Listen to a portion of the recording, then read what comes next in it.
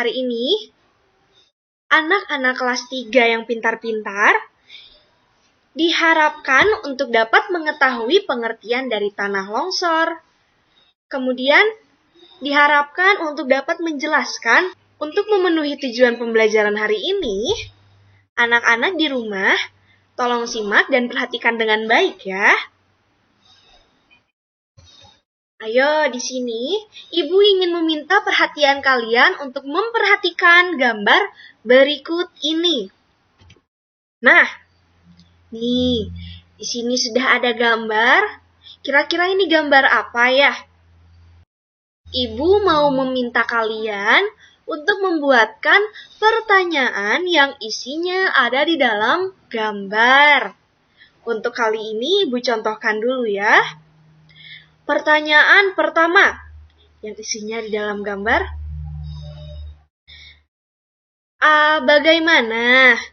Bagaimana kondisi rumah yang ada di dalam gambar? Bagaimana? Ayo, ada jawabannya? Ada jawabannya.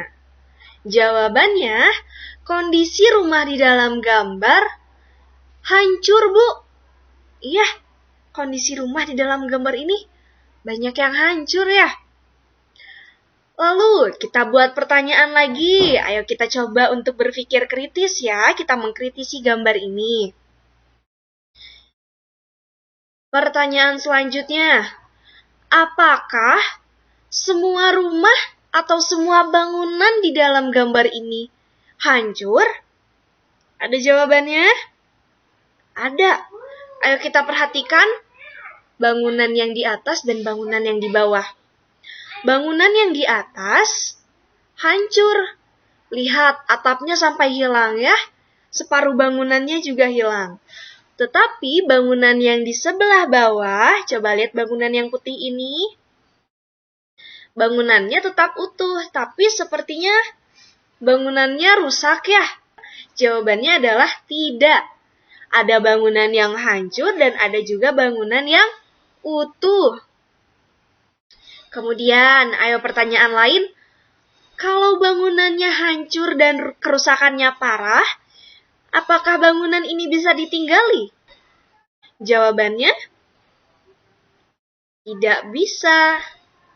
Kita tidak bisa tinggal di dalam rumah yang hancur atau yang kerusakannya parah. Kalau begitu, kira-kira orang-orang yang tinggal di dalam rumah ini ada di mana ya? Jawabannya akan kita dapatkan di akhir pembelajaran ini ya. Masih penasaran kan? Makanya disimak, oke? Nah, anak-anak, gambar ini merupakan akibat dari bencana alam tanah longsor. Dari gambar ini kita bisa tahu bahwa bencana tanah longsor itu berbahaya ya. Dapat merusak lingkungan, dapat merusak bangunan, dan kemungkinan dapat menimbulkan korban jiwa. Dari gambar ini juga kita tahu bahwa bencana tanah longsor biasanya terjadi di daerah dataran tinggi, di lereng-lereng gunung, atau di daerah perbukitan. Pemicu utama dari tanah longsor ini biasanya adalah air hujan. Tanah longsor ini juga disebabkan karena struktur tanah yang tidak stabil. Selebihnya akan Ibu jelaskan di slide selanjutnya ya. Ayo semuanya kita baca. Hampir seluruh daerah di Indonesia pernah mengalami bencana tanah longsor. Karena kondisi geografis Indonesia itu tersusun atas gunung-gunung. Ini ada buktinya nih, ada peta Pulau Sumatera. Coba dilihat nih, yang segitiga kuning ini apa? Segitiga kuning ini artinya gunung berapi. Segitiga kuningnya banyak ya, berjajar dari ujung Pulau Sumatera sebelah atas sampai ujung Sumatera sebelah bawah. Berjajar. Nah, gambar ini menunjukkan bahwa Pulau Sumatera bagian dari Indonesia, kondisi geografisnya tersusun atas pegunungan. Ya, maka dari itu, tidak heran kalau hampir di seluruh daerah di Indonesia pernah mengalami bencana tanah longsor. Karena bencana tanah longsor ini berbahaya, dapat menimbulkan korban jiwa dan kerusakan, kita harus waspada dengan mengenali ciri suatu daerah yang rawan longsor. Anak-anak, di sini ada sebuah gambar. Dalam gambar ini ada sebuah rambu-rambu, ada sebuah sign yang artinya hati-hati longsoran batu. Jadi ketika kalian bermain ke sebuah tempat atau sebuah daerah pegunungan dan melihat tanda ini, kalian harus berhati-hati ya. Nah, jadi langsung aja kita kenali ciri suatu daerah yang rawan longsor. Ciri yang pertama, di daerah tersebut pernah terjadi bencana longsor sebelumnya. Kemudian, daerah ini merupakan daerah berbukit dengan kemiringan lereng lebih dari 20 derajat. Kemudian, ciri yang ketiga, daerah tersebut merupakan daerah yang terjal dan gundul. Nah, lalu ciri yang keempat, terdapat retakan tapal kuda pada bagian atas tebing. Jadi, terlihat di atas tebing itu terlihat sebuah retakan, gitu ya. Nah, anak-anak, ini adalah sebagian kecil dari ciri-ciri suatu daerah yang rawan longsor. Lebih lengkapnya, kalian boleh baca di dalam buku ya. Lalu, kita akan bahas tentang penyebab terjadinya tanah longsor ini.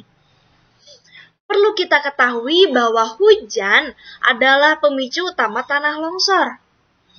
Tapi penyebab utamanya adalah terganggunya kestabilan lereng atau kestabilan struktur tanah atau batuannya. Jadi ketika sebuah daerah atau sebuah lereng ini, struktur tanahnya sudah tidak stabil, kemudian turun hujannya cukup deras, dapat dipastikan bahwa daerah ini akan terjadi longsor. Begitu ya. Nah, tadi kan dijelaskan ya, bahwa penyebab utama terjadinya longsor itu adalah terganggunya kestabilan lereng. Gangguan tersebut bisa terjadi secara alami maupun akibat ulah manusia. Nah, perhatikan layarnya.